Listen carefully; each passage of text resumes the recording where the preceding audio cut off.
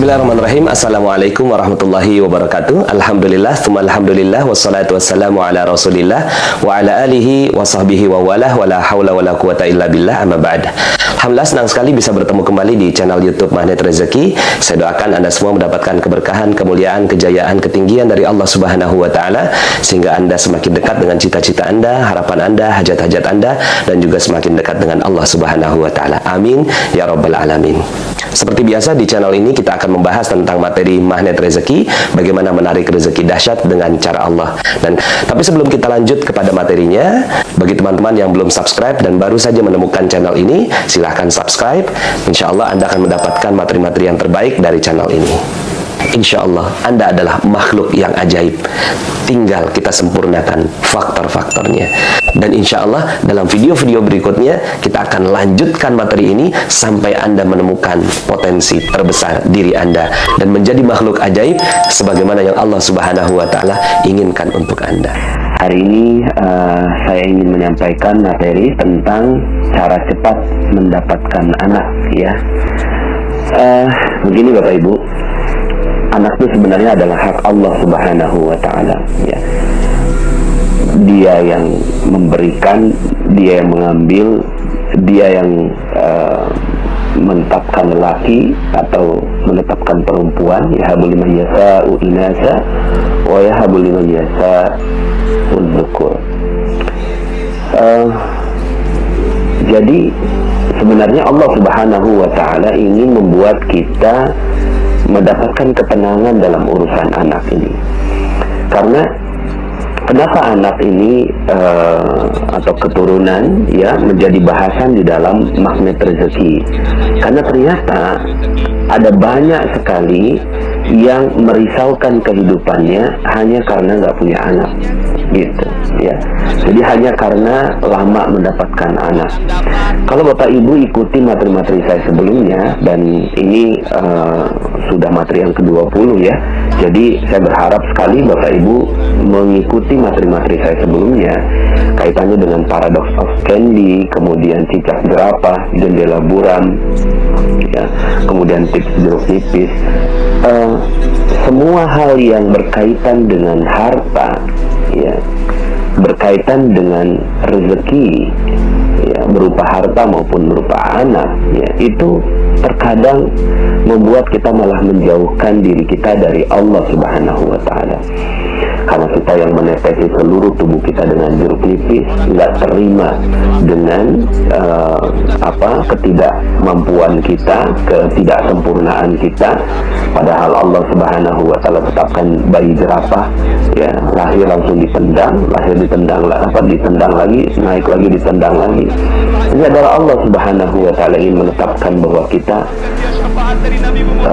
terima dengan apapun ketetapan Allah Subhanahu wa Ta'ala. Nah, maka saya memasukkan urusan anak ini menjadi bagian dari yang membuat kita resah, gelisah, sama seperti punya hutang, punya piutang. Makanya kenapa itu juga harus diselesaikan.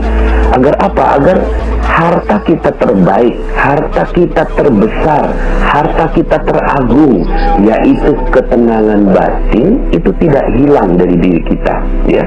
Ada banyak sekali orang di luar sana yang nggak punya anak lalu kemudian gelisah. Hey, anak itu kan urusannya Allah. Kita nggak punya hak apapun, ya. Kita nggak punya hak apapun, kita tidak bisa meminta apapun kepada Allah Subhanahu wa Ta'ala terhadap urusan rezekinya.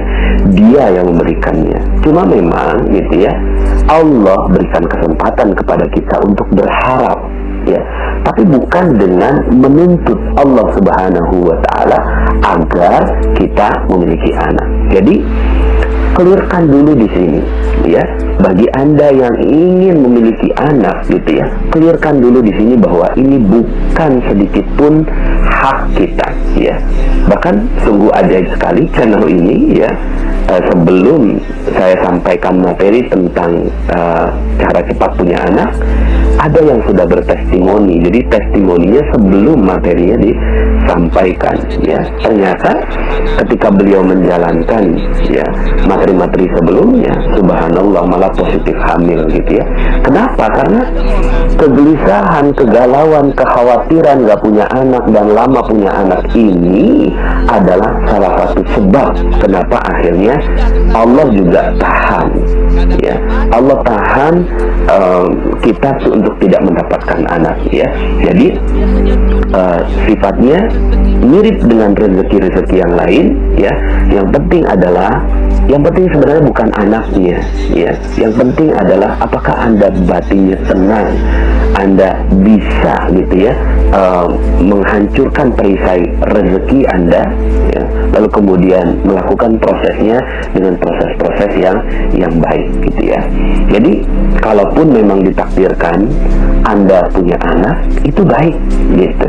Itu baik, sangat baik. Nanti akan ada materi tersendiri tentang mensyukuri kehadiran anak gitu ya. Tapi kalaupun Anda tidak diberikan anak, itu pun baik, ya. Karena urusan orang yang beriman itu semuanya baik, ya. Jadi tinggal bagaimana kita melakukan semua prosesnya itu dengan sebaik-baiknya. Nah, Allah ingin kita berkaca dengan beberapa kisah di dalam Al-Quran, ya.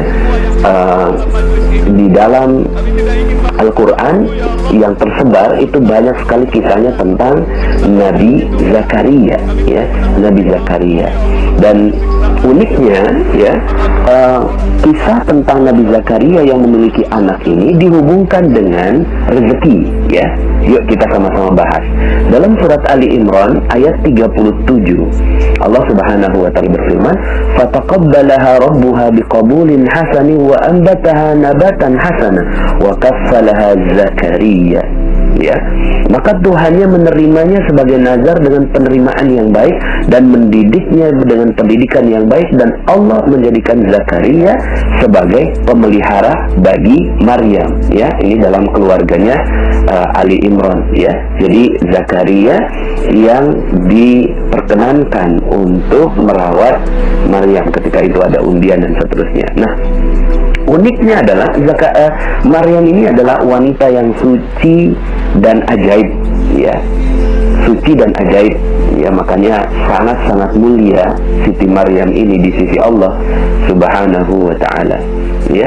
Salah satu kemuliaannya adalah kullama dakhala 'alaiha Zakaria al-mihrab wajada 'indaha rizqa, ya. Setiap Zakaria masuk untuk menemui Maryam di mihrab, ia dapati makanan di sisinya, ya. Nah, makanya saya sering menghubungkan antara mihrab dengan rezeki, antara ketenangan batin dengan rezeki, ya. Antara kedekatan dengan Allah dengan rezeki. Dan batas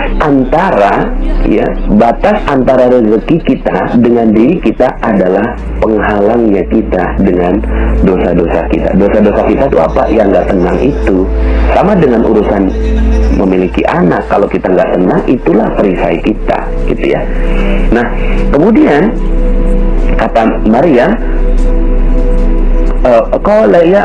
kata Zakaria, qala ya Maryamu anna laki hadha, qalat huwa min indillah, ya. Ketika ditanya, ya Maryam, dari mana kamu memperoleh makanan ini? Kata Maryam, huwa min indillah. Ini semua datang dari sisi Allah Subhanahu wa ta'ala. Innallaha yarzuqu man yasha'u bighairi hisab. Sesungguhnya Allah memberi rezeki kepada siapa yang dikehendakinya tanpa hisab. Nah, dengan pelajaran ini Nabi Zakaria akhirnya bisa memahami, oh ternyata untuk dapat rezeki itu begitu, gitu kan. Untuk dapat rezeki itu masuk mihrab, gitu. Untuk dapat rezeki masuk mihrab. Materi saya dari nomor 1 sampai 19 berusaha untuk kita masuk ke dalam mihrab. Mihrab itu apa? Tempat sujud. Sujud apa? Sujudnya di dalam hati kita. Ketika kita positive thinking, positive feeling, ketika kita berhusnuzan kepada Allah, syukur kepada Allah, ikhlas atas apa yang terjadi, ridha terhadap apa yang Allah berikan, qanaah, merasa cukup dan seterusnya. Nah, ini namanya mihrab. Ya, kalau Bapak Ibu mengikuti semua materi-materi saya, maka rezeki terbaik adalah mihrab itu. Ya, mihrab itu apa? Ya, ketenangan batin. Ya, maka hunalika da'a Zakaria rabbah. Begitulah akhirnya Zakaria berdoa untuk punya anak. Begitu Bapak Ibu ya. Jadi subhanallah, di sanalah Zakaria akhirnya berdoa kepada Tuhannya. Nah, kalau tadi Maryam itu rezekinya makanan, maka Zakaria ingin meminta rezeki berupa anak. Apa doanya? Nah, ini juga Anda bisa jadikan ini sebagai doa ya. Qala rabbi habli min ladunka dzurriyyatan thayyibah innaka sami'ud du'a. Ya. Saya ulangi, Rabbi habli min ladunka dzurriyyatan thayyibah innaka sami'ud du'a. Sekali lagi, Rabbi habli min ladunka dzurriyyatan thayyibah innaka sami'ud du'a. Ya Rabbku, berilah aku dari sisi Engkau seorang anak yang baik. Sesungguhnya Engkau Maha pendengar doa. Nah, Bapak Ibu, tapi mari kita lihat sama-sama alurnya. Alurnya yang pertama kisah Maryam dulu mendapatkan rezeki. Yang kedua, Zakaria belajar dari kisah Maryam mendapatkan rezeki. Yang ketiga, Zakaria melakukan proses mihrab itu, yaitu ketenangan batin, ya. Seperti yang saya lakukan kepada Bapak Ibu semua, tenang, cool, santai aja gitu ya. Dapatkan ketenangan batin itu. Baru kemudian setelah proses itu berjalan, langkah keempat, berdoa. Ya, jadi tetap berdoanya dilakukan di ujung ketika batin kita udah, ya Allah, kalau memang ini rezeki aku, emang punya anak, alhamdulillah. Enggak juga enggak apa-apa. Tapi kalau Rabbi habli Rabbi habli min ladunka dzurriyyah. Ya Allah, berikanlah kepadaku anak yang baik, ya. Innaka sami'ud du'a. Sesungguhnya Engkau Maha penerima, Maha pendengar doa. Baru kemudian langkah kelima nih, ya. Siapa yang mengabarkan? Malaikat. Fanadatul malaika wa huwa qa'imun yusalli fil mihrab. Nah, sekali lagi, yusalli fil mihrab, dia tetap berada di dalam mihrabnya. Kemudian malaikat Jibril memanggil Zakaria sedangkan ia tengah berdiri melakukan sholat di mihrab. Artinya, keadaan untuk terus berada dalam ketenangan batin, dalam kedekatan dengan Allah, dalam husnuzan kepada Allah, itu terus dilakukan. Baru kemudian malaikat datang saat Nabi Zakaria juga sedang melakukan proses pemurnian itu. Baru kemudian, ya, akhirnya, ya, malaikat Jibril mengatakan annallaha yubashshiruka bi Yahya musaddiqan bi kalimatin minallah wa sayyidan wa hasuran wa nabiyyan minas salihin. Subhanallah, sesungguhnya Allah menggembirakan kamu dengan kelahiran Yahya, ya, alaihi salam, yang membenarkan kalimat yang datang dari Allah, menjadi ikutan, menahan diri dari hawa nafsu, dan seorang nabi yang termasuk keturunan orang-orang yang soleh. Nah, Bapak Ibu, akhirnya doanya Nabi Zakaria itu dikabulkan oleh Allah Subhanahu wa ta'ala, ya. Nabi Zakaria akhirnya dikabulkan oleh Allah doanya, ya. Kenapa itu dikabulkan doanya? Bagaimana prosesnya? Itu tadi, gitu kan? Prosesnya ketika beliau tenang. Nah, kalau dalam materi sebelumnya saya katakan bahwa doa kita untuk dapat rezeki itu khairur razikin, ya Bapak Ibu, ya, khairur razikin. Nah, uniknya untuk anak, ya, kita juga mendoakan dengan format yang mirip, yaitu khairul warisin. Yuk sama-sama, ya, bagi Anda yang mau benar-benar memiliki anak, bisa bacakan doa ini, ya. Ini dalam surat Al-Anbiya ayat 89, ya. Wa Zakaria iznada rabbah, ya, ini doanya, Rabbi la tazarni fardan wa anta khairul warithin. Rabbi la tazarni fardan wa anta khairul warithin. Ya Tuhanku, janganlah engkau membiarkan aku hidup seorang diri, ya. Janganlah engkau membiarkan aku hidup seorang diri. Minta sama Allah. Sekali lagi, proses memintanya ini meminta di tahap yang keempat, ya. 1, 2, 3-nya silahkan dilalui, ya. Dan mudah-mudahan proses ini Anda bisa lakukan, dan mudah-mudahan setelah ini Anda juga dimudahkan oleh Allah untuk memiliki seorang anak, ya. Rabbi la tazarni fardan wa anta khairul warithin. Ya Tuhanku, janganlah engkau membiarkan aku hidup seorang diri, dan engkaulah waris yang paling baik, pemberi waris yang paling baik. Nah, Bapak Ibu yang dirahmati Allah Subhanahu wa taala, dalam ayat lain, dalam surat As-Saffat ayat 100, ini juga adalah contoh doanya untuk mendapatkan anak, ya. Dan ini doanya Nabi Ibrahim alaihissalam, ya. Apa doanya? Rabbi habli minas salihin. Rabbi habli minas salihin. Ya Tuhanku, anugerahkanlah kepadaku seorang anak yang termasuk orang-orang yang saleh, ya. Rabbi habli minas salihin. Nah, Bapak Ibu, ya, setelah jika proses ini betul-betul dijalankan dengan baik, ya, jika proses ini dijalankan dengan baik, Allah ridho. Allah senang sekali melihat, ya. Allah senang sekali melihat hamba yang berharap kepadanya, tapi berharapnya itu bukan dengan kegelisahan, bukan dengan ditetes dengan jeruk nipis, gitu kan, bukan dengan tidak terima karena dijatuhkan oleh Allah, ya.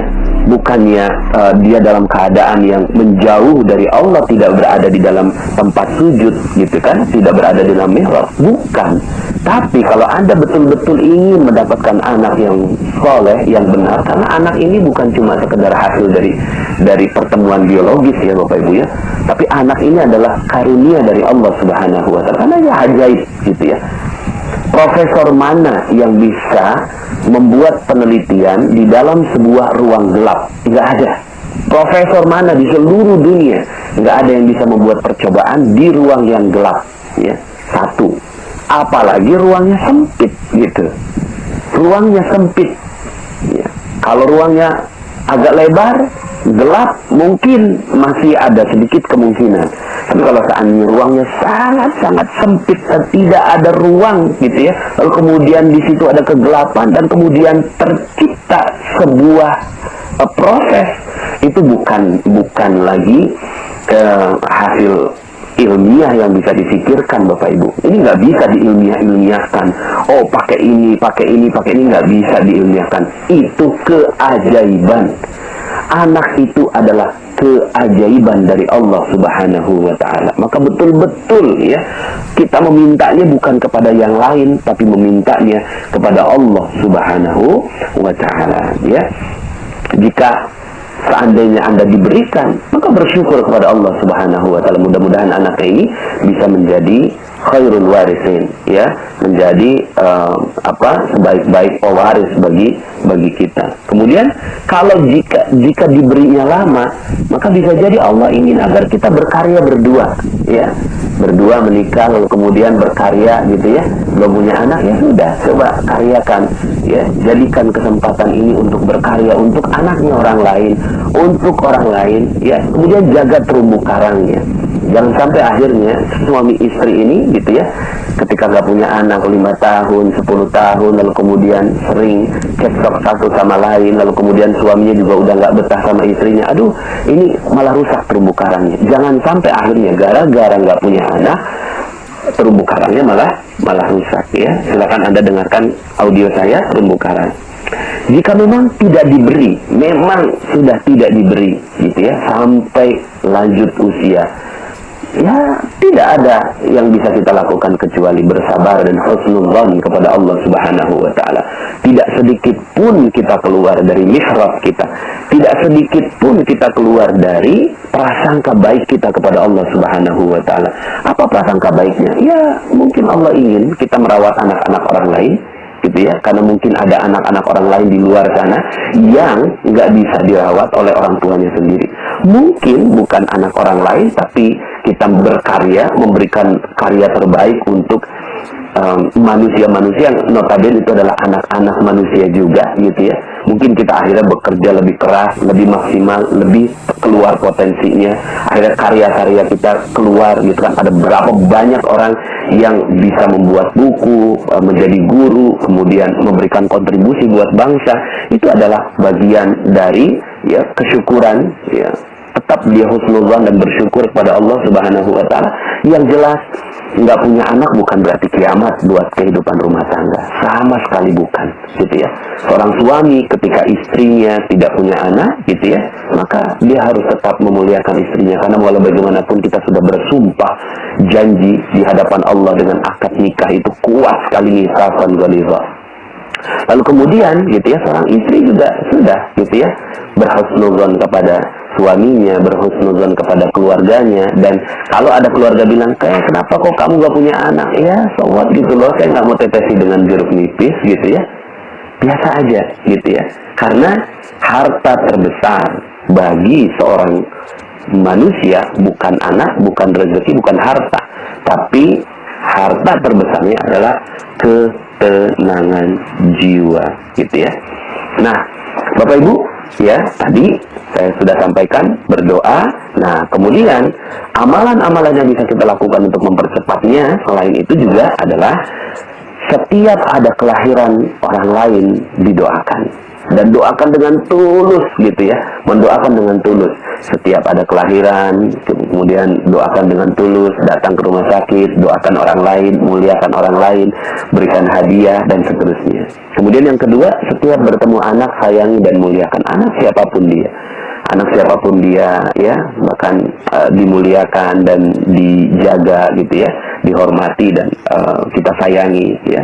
Dan seperti yang tadi saya sampaikan, sering-seringlah berdoa dengan doa-doa yang tadi sudah saya sampaikan. Nah, ada dua doa yang terakhir ingin saya sampaikan gitu ya, yaitu doa jadi tadi sudah ada doanya Nabi Zakaria, kemudian doanya Nabi Zakaria ada dua ya, kemudian doanya Nabi Ibrahim, lalu kemudian ini dalam surat Al-Ahqaf ya, surat Al-Ahqaf ayat 15 ya, ini bisa didoakan ya.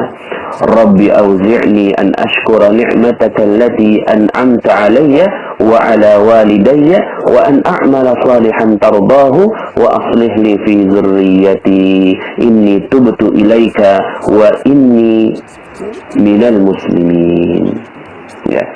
Ya Tuhanku, tunjukilah aku untuk mensyukuri nikmat-Mu yang telah Engkau berikan kepadaku. Ya, jadi mensyukuri nikmat. Ya, nggak punya anak pun nikmat, punya anak pun nikmat. Dan kepada ibu bapakku, dan supaya aku dapat berbuat amal yang soleh yang Engkau ridhoi. Ya, apapun yang terjadi tetap melakukan amal soleh. Berilah kebaikan kepadaku dengan memberi kebaikan kepada anak cucuku, gitu ya.